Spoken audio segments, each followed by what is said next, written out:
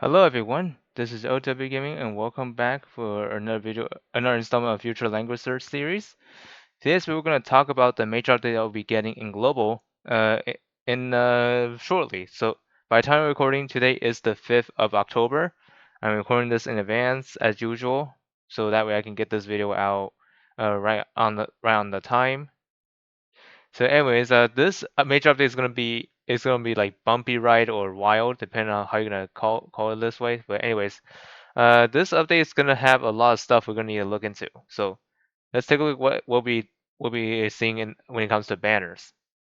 And as I'm aware, by the time of recording, the weak wizard probably might not be updated by the time you're watching this. But if it's already updated, then great. If not, you can use this video as a reference to what major updates is going to be coming and what banners are actually going to be up. So anyways, let's get right into it.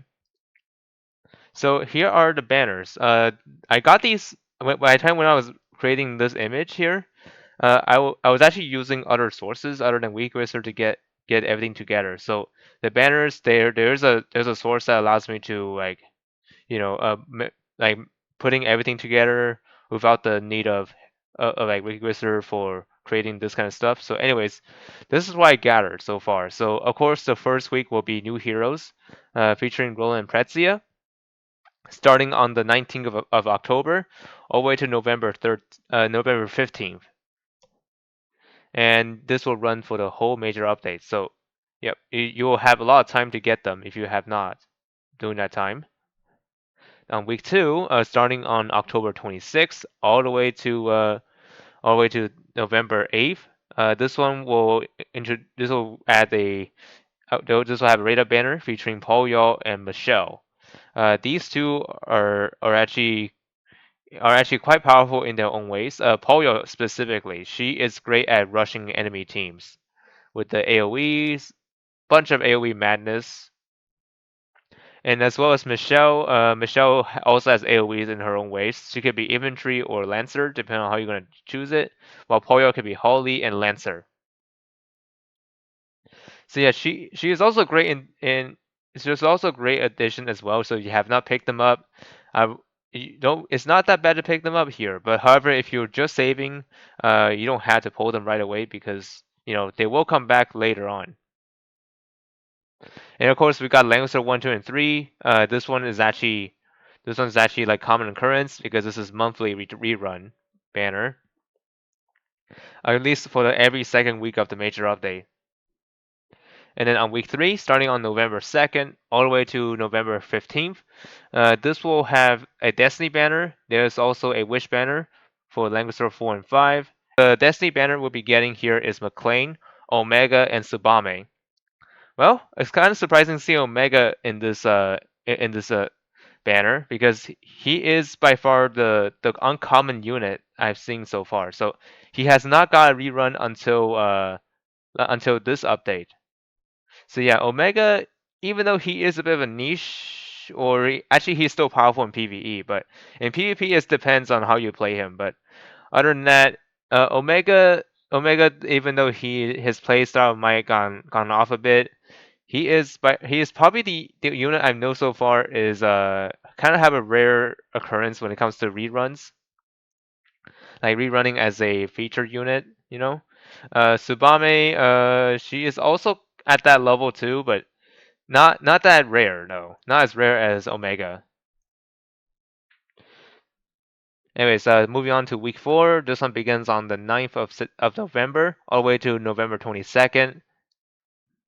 And hey, that date, the November 22nd, is basically three days before my birthday.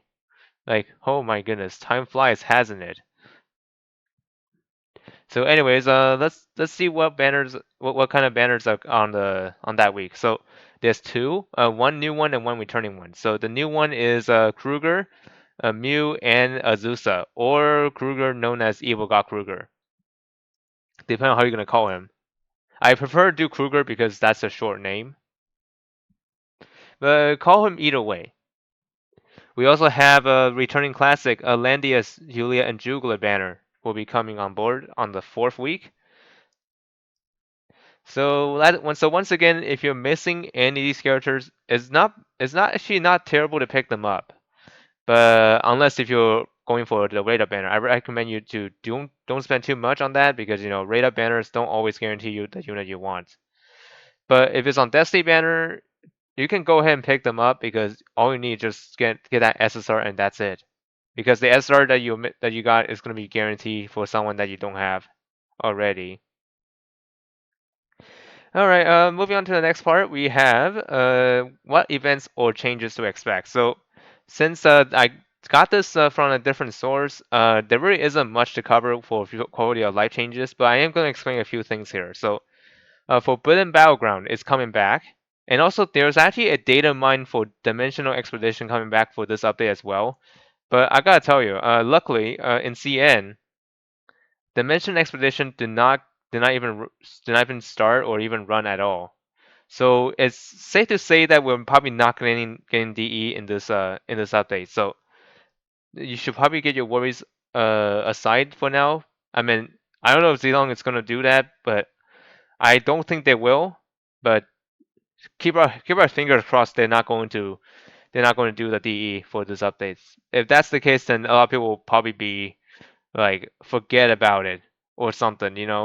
I mean, if they did bring it back, that's fine because more control points for us then. So, anyways, let's talk about what's going to be added here. So, I did mention something about battle pass system on there.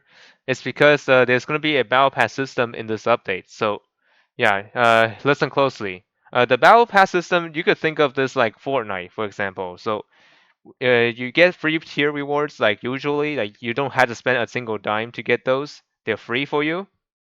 And then there's also the paid one. So here's how this works. So I think you had to do certain things in the battle pass to get those rewards. The helmet will be included in the battle pass. And what's best is that I believe you get this one for free. If if I saw in the CN chat was true, then we might end up getting this helmet for free, which honestly is probably by far the best ones, because this one allows you to deal extra skill damage. So yeah, it's actually quite nice that they decided to get one at least one of the new gear on the battle pass. I don't know how battle pass system works, so I think it refreshes every major update, but I don't know. We'll see how it goes from here. But yeah, because honestly, this is a new thing for Langrisser. Not gonna lie. At first, a lot of people may think, didn't Langrisser already have battle pass? Well, sort of, but not in the Fortnite style. Not like that. Alright, so moving on. I probably took a lot of time on this kind of topic. So, anyways, moving on. New confessions and exclusives. So, you might be wondering, how did I know who is the new confession, even though Wikigrisser did not get updated? Well, I did ask the person who is behind Wikigrisser's updating scene. He told me that the next confession is Grenchill. So that filled up the gap of the information I actually needed. So here are the stuff that we know so far when it comes to exclusive equipments. So let's take a look. So the first one goes to Lugner, which is the headwear. HP plus 10%. When an ally unit dies, the enemy attacker receives 4 stacks of sins.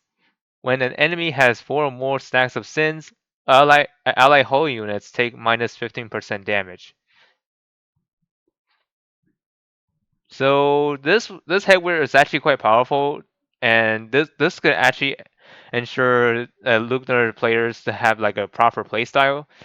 Like before, the sins is actually quite easily like preventable. But however, with this one, if one of your ally dies, and when Lugner have this exclusive, that attacker gets a 4 stacks of sins right off the bat. And also when they have 4 or more stacks of sins, like this could be anyone actually. It doesn't have to be the one that got affected for killing. They are gonna suffer even more the damage reduction against holy allies, like against holy units. So like for example, if that unit killed someone and they got 4 stacks of sins, and then when the next time when it attacks someone like a holy hero, they will not deal as much damage as they're meant to be. So yeah, that's actually a huge change on that kind of interaction. So and you know what's even crazier? The next character we're going to be talking about, the next exclusive here. So let's see. The next exclusive goes to Julian. So yeah, Julian is an interesting assassin here. He's a bit of a niche back then, but with this gear, this will change a lot in his perspective. So, anyways, HP plus 10%. If any enemy soldier's HP is less than 100% on the field, so that means that any enemy soldiers that has like that has been injured or getting hit at any point in battle, he will get the unit attack range by one extra tile when using a skill. After attacking, has a 20% chance to act again. This can be triggered again after 2 turns. So, so you might remember in the past, Julian used to be like a bit of a meh, but with this exclusive, he is he is no joke. He's gonna go insane with this. But of course, not to the extent of being overpowered. But anyways, what happened here is that if there anyone on the field, any enemy on the field that happens to take damage, like soldiers HP, of course, like it has to be soldiers HP or something. He gets to attack an enemy while using a skill with one extra tile range. So that means he gets to attack from 3 blocks. So think of this like Lana, for example, or whenever you're using a mage with the separate affinity, or something like that. So yeah, after attacking, he has a 20% chance, which is a small amount, of that happening to be able to act again. And this can be triggered again after 2 turns if it did proc on the first time. I mean, if it did proc before. So like if you already got act again, you cannot get that effect again until 2 more turns pass. So there's a balance there. So yeah, not overpowered, but it's actually a huge improvement for Julian. And like I mentioned earlier in the video, the new confession goes to Grencio. So if you're a diehard fan of Grencio, you're probably gonna love this because you get to interact with Grencio when this update goes live. All right, next up, let's talk about the new casting pattern skills. So there are a lot of things we're gonna need to look into here. So there's actually 4 new ones. The first one goes to Rainforce, attack plus 5%. 2 stacks of the otherworldly force will be maintained if Talon's 7 otherworldly force act again effect is activated. So here's how it works. So in case you guys don't remember how Rainforest works, he is the king of Dimension Expedition runs, especially on the ones that like will countless enemies. Each enemy he hits will be counted as a otherworldly force stack. So at 7 stacks he gets to act again, and then after that's done, he will remove all that and then return back to the position near an ally. But however, with this casting pattern skill, he gets to keep 2 stacks of otherworldly force instead of like losing all of it. So that means that in DE he's going to be able to perform much better, unlike any other. So here's how the interaction will change when this casting pattern is activated. So yeah, so anyways, with this change, your reinforce will be able to do act again as long as he hit at least 5 enemies. So of course, the first time you're gonna need to hit 7, but then for the next time and onward, you're gonna need to hit 5 to be able to proc the act again. So yeah, Rainforest is gonna be a lot better than before. So and I believe a lot of people are gonna be happy about this because Rainforest he really well deserved needing this kind of skill. Okay, next up, let's talk about Betty. The underwhelming unit that I've seen so far hardly have any use in the PvE content. Well, the only thing that she's good at is AI Arena. Well, I gotta say, she has a slight upgrade, but not enough to save her, unfortunately. So how this works here is that attack and defense plus 5%, and her talent's AoE range will be increased by 1. So I believe Betty can deal with like AoE like attack, and also with this casting pattern skill, it allows her to like be able to hit even more targets. So it's kind of like she has a balance blade, built into her talent, which honestly is pretty awesome here. But will anyone use Betty? Maybe or maybe not, depending on how you see her that way. I mean, it depends on how you see her. Because, Betty, she is I don't know. She's okay, but not the best unit out there, unfortunately. But with this casting, would it save her? Maybe or maybe not. Uh, think of this like a bit of a niche upgrade or maybe like a fine upgrade, depending on how you're gonna call it. All right, next up, let's talk about the other casting pattern skill we'll be getting. This is for Epsilon. Crit damage plus 10%, damage dealt plus 20% if Demon Sword Ward is cancelled when receiving damage. So, based on my understanding, the Demon Sword's ward is probably his shield. So when that get cancelled out, he will have a buff that allows him to deal 20% more damage. Which honestly, it is going to be excellent if you like think about like if you already got hit and while your shield was up, you get a 20% damage dealt increase as a vengeance kind of thing. So you can think of this as a revenge mechanic. So if you actually get hit or something, you'll deal more damage back at them, like whoever you attack, of course. And finally, one of those OG characters from the first generation, Angelica. Angelica is gonna be getting casting patterns in this update. Casting pattern skills, in plus 10% when using skill on an allied unit. 50% chance of getting buffs duration plus one. So how this works here is that whenever she's using like a certain skills like any skills actually that involves like applying buffs to ally units, there's a half and half of the chance for that duration to be increased by one extra turn. So this is a bit of a niche, I would say, but if it works, then great. If not, eh, it's whatever. But it's a nice upgrade for Angelica though.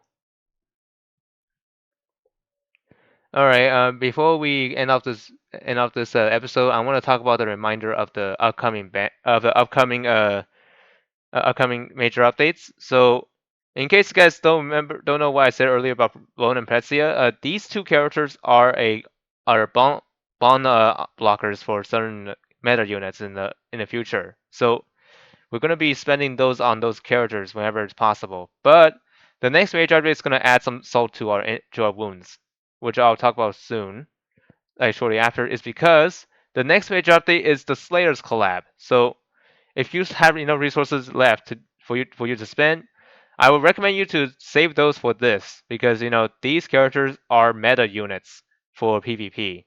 I'm looking at Nina Inverse here.